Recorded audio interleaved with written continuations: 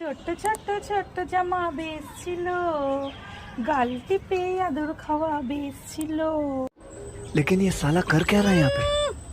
তুই ঘরে কাজকর্ম না করে এখানে রিলস বানাবে বলে গান মুখস্থ হচ্ছে।